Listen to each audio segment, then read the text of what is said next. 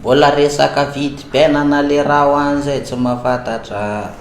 Fa le vidina gasoil atao tampoka teo de niakatra.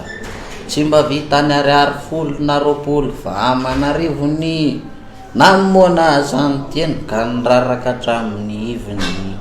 Menimeninareo mpitatitra ka ren'zareo fantokona. Tsy nanjofaka legreo vo nisy be pasy nitotona. Nyany herin'ny sisa ho azy sarandalana noho nampiakariny a. Nay nareo vahoaka mbola hody any ambo manarina. Oringary severo tena mba mihevera Analakely sy Anosy zato de sahanao takina valonjato. Noho izany aho rombotra leoko mandeha tongotra. Volanaiko manifinify galy eo nay mitaizany aretiny. De mialatsiny aminareo tompona fiaro. Tsy hoe sanatry izay manozona namika afara. Sarandalana lafo ny fiara to ratsy karakara. Engany anareo ka ho tapatapa motara. Sika majinika toko mba ifampitsinjo. Le reseveranareo nefa tao manindritsindry. Nampiakatra fireo amin'ny mamokomoko an'le nama.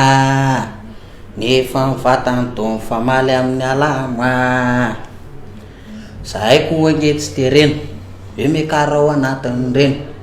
Aleonay mandeha 4x4 de le linina 11 mibatatra. Sady ny azo maloto ny seza mitaingina azy aza tsy mampaleza. Omeko anareo ary ny mahireza fa aleoko mijoko maneza. Moramora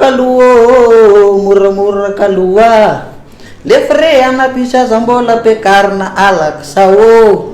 Fa merim-bola queen ny soranao ka de saika atorana. Lozanao zao resevery tsisy hidirany any asa ty fa za bebe vava. Raha tsisy fre de kifafa tingenana de mba manao pansava. Fa tsy anao ndray nanitatra paritaka hoe tsy miakatra kory litatry ny gasoil sy ny essence tsy mihinanao bonsanse. Midiny anao rehefa tsy andeha, midiny anao rehefa tsy andeha. Miakatra aneo afireo fa aza misavorivory. Misy mialeo yavolonga, misy mialeo yavolonga.